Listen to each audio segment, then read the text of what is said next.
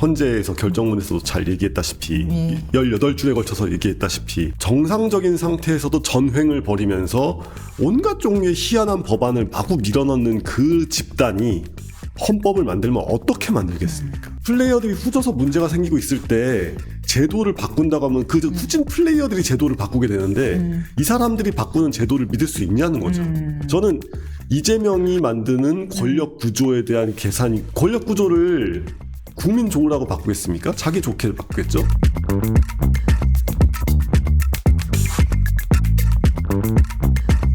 개헌이 다시금 화두에 올랐는데 지난번에 개헌은 지금 돼서는 안 된다라는 의견을 피력하셨거든요. 네, 맞습니다. 똑같아요. 그러니까 의견은 변하지 않았습니다. 왜냐하면은 아니 저희 헌재에서 결정문에서도 잘 얘기했다시피 18줄에 걸쳐서 얘기했다시피 그렇게 정상적인 상태에서도 전횡을 벌이면서 온갖 종류의 희한한 법안을 마구 밀어넣는 그 집단이 헌법을 만들면 어떻게 만들겠습니까?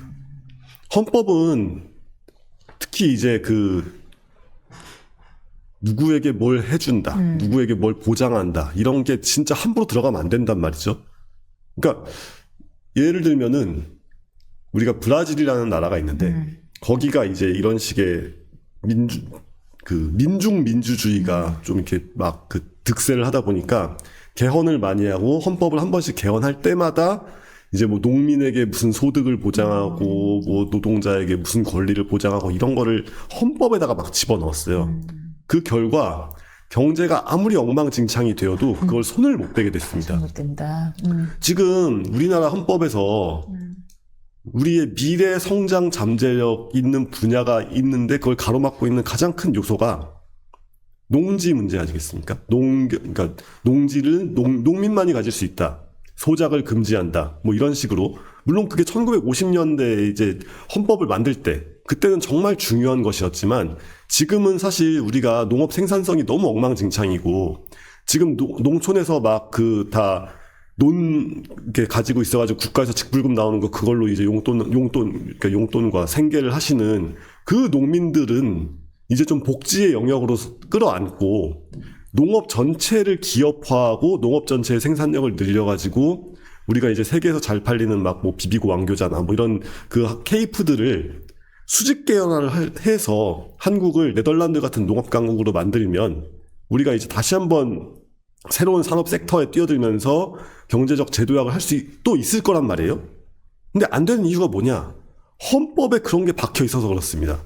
헌법에 농민을 보호하겠다는 좋은 취지로 농지를 기업이 갖지도 못하게 만들고 뭐하게 하는 그런 온갖 제약을 만들어 놓으니까 농지 취득에 대한 제한을 말씀하시는 거죠. 네. 그런 것 그 위에 그 헌법 조항 위에 온갖 종류의 그 제도와 뭐가 막 이런 게 쌓여가지고 그래서 심지어 문재인 전 대통령도 가짜 농민질하고 막 그랬잖아요. 지금 그 농지를 사기 위해서 농사 짓는 척하고 그 부인 김정숙 예.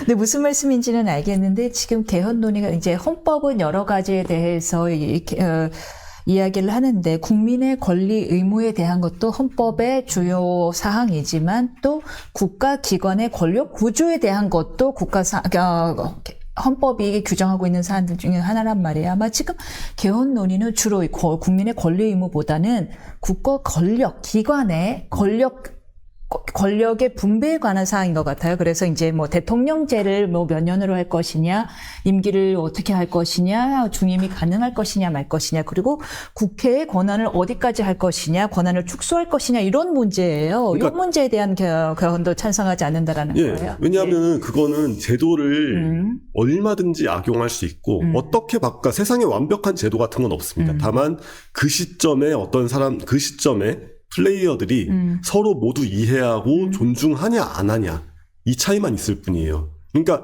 미국의 삼권 분립도 굉장히 굉장히 치열하게 막 정말 그 페더럴리스트 페이퍼를 보면은 굉장히 치열하게 미국의 삼권 분립을 고민해가지고 건국의 아버지들이 만들어 놨지만 지금 트럼프가 갑자기 막 뭐 관세를 때리겠습니다 이러면서 세계 경제를 다 박살내고 있잖아요. 막 불을 질러놨잖아요.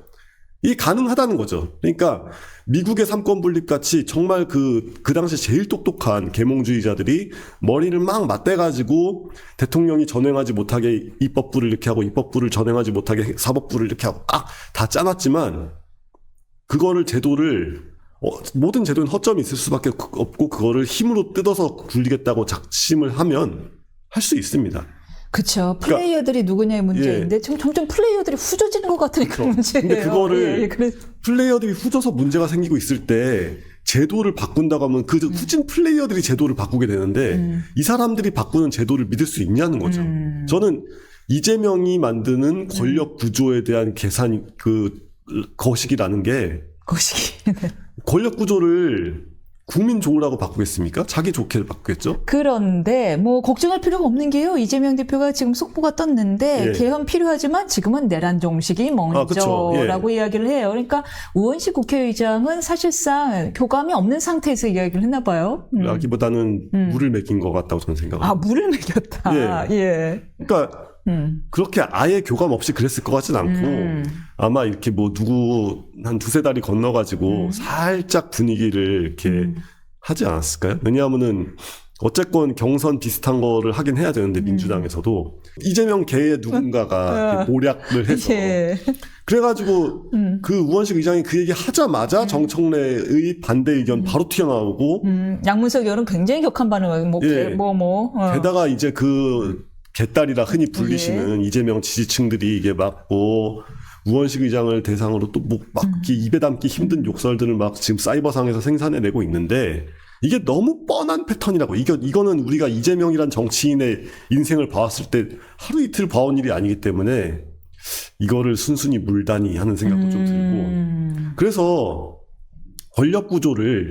권력을 이렇게 쓰는 사람들이 그러니까 지금 우원식 의원을 이 의장의 존재감을 없애기 위한 이재명파의 큰 그림이라고 보는 거예요. 그래서 이렇게 부추겨서 이렇게 하게 한 다음에 약간 잘라내는 좀 거다. 그런 측면도 있고. 근데 문제는 그러면 이 상태에서 이재명파만 이상한 게 아니잖아요. 지금 이렇게 돌아가고 있는 그 정치적 분위기를 만드시는 분들 전체가 좀 우리 국민적인 스탠다드에 못 미친다고 우리가 생각을 할 수 있는데 이 상태에서 만들어지는 권력 구조론이라는 게 정상적이겠네요. 그럼 언제 해요? 점점 후져지는데. 그러니까 룰은 룰대로 냅두고 거기 안에서 사람이 잘해야죠. 사람이 잘해야 그러니까 된다. 우리가 그런 겁니다. 예. 국회의원 선거 할 때마다 꼭 역시 중대선거구제가 필요한 것 같아. 비례를 늘려보자. 아무튼 온갖 좋은 제도 얘기 나오잖아요. 하지만 그 제도를 바꾸면 바꿀수록 어떻게 됐습니까? 지금 심지어 용해인 의원 같은 사람은 정당만 바꿔가지고 비례를 두 번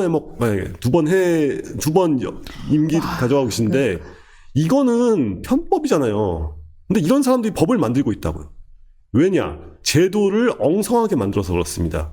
반면에 영국 정치의 모든 게 좋다는 건 아니지만 영국은 여태까지 단 한 번도 하원 선거에서 단순 다수 소선거구제를 벌인 적이 없어요. 그냥 똑같은 제도로 쭉 갑니다. 200년인가 300년 넘게.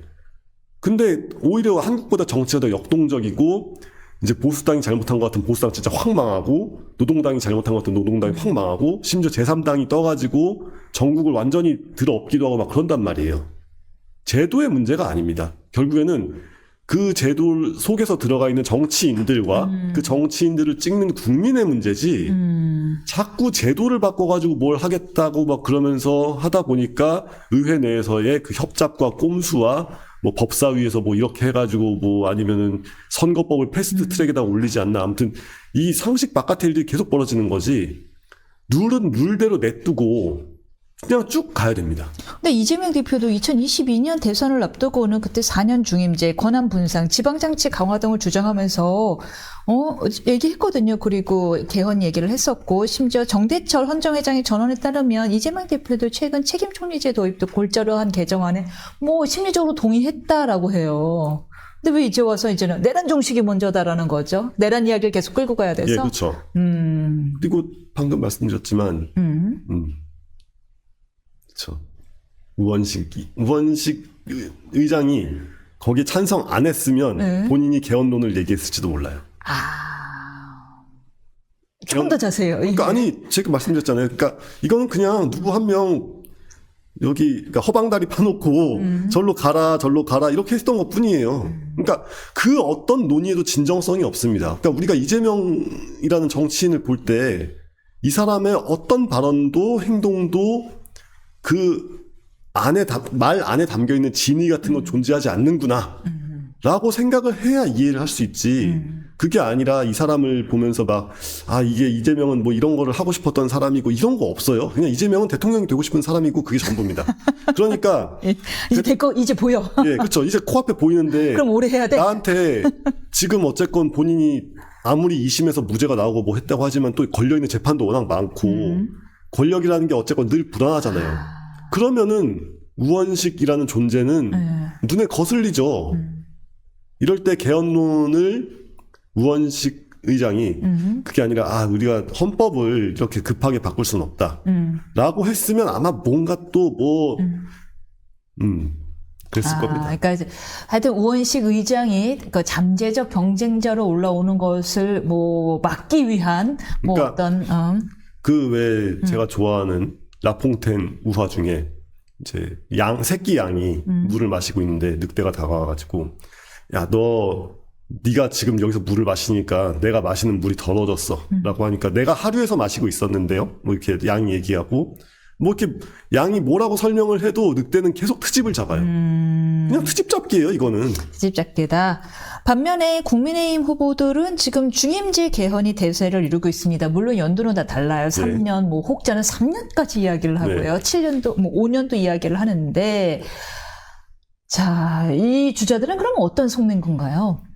근데 일단은 어쨌건 중요한 주제니까 이게 약간 정치인과 논객의 일이 비슷한 게 떡밥 내지는 화제가 생기면 그거를 아예 안 물 순 없잖아요.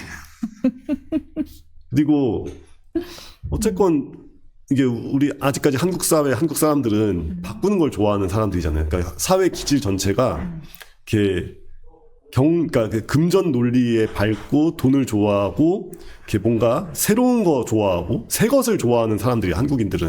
그래서 우리나라가 문화가 발전할 수밖에 없었어요. 늘 네, 그렇죠. 예. 왜냐하면 늘 뭔가의 결핍에 강하고 결핍을 통해서 뭔가 다른 걸 만들어내기 때문에요. 그렇죠. 그래서 그냥 개헌을 하자는 논의 자체에 대해서 헌법 바꾸자, 법을 바꾸자라는 거를 싫어하는 사람이 아무도 없는 나라라고 해도 과언이 아니죠. 그러니까 어떤 원론적인 의미에서의 보수주의, 그냥 물려온 거, 내려왔던 거 그냥 그대로 쭉 가자.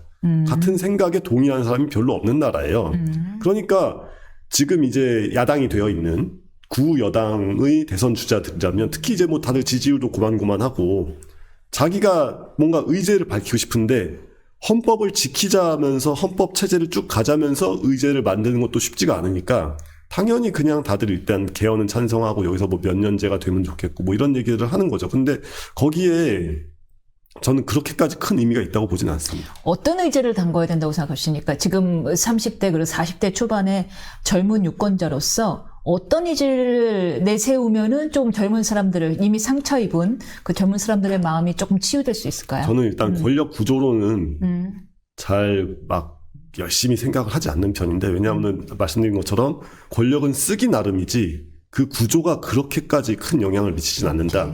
하지만 지금 어쨌건 우리가 헌재에서도 명시했다시피 의회 권력을 통제할 방법을 전혀 마련해두고 않은 것이 87년 헌법 체제의 가장 큰 문제고 양원제를 도입해야 되는 것 같긴 합니다.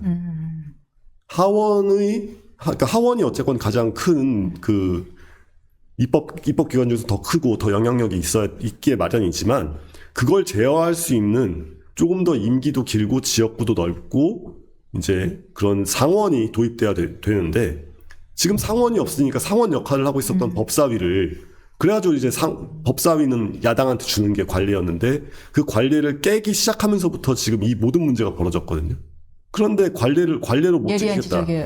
관례로 못 지키겠다라고 한다면은 헌법을 바꿔가지고 권력 구조를 바꿔서 국회라는 게 국회에서 만들어지는 어떤 그런 그 민의의 반영이라는 게 꼭 국가와 국민들에게 좋지 않을 수도 있구나. 기껏해서 기껏해서 당을 막 뭐 과반 의석을 넘어가지고 3분의 2 의석 가까이 만들어주면 그걸 가지고 줄타내기나 하고 이상한 법 계속 만들고 뭐 거부된 법 또 들이밀고 이런 식으로 정치가 돌아가는구나. 라고 국민들이 다 알았으니까 국회가 국회 스스로를 통제할 수 있게 하는 어떤 그런 방안을 고민해서 그게 헌법에 들어가 주어야 되지 않나라는 생각을 하고 있습니다.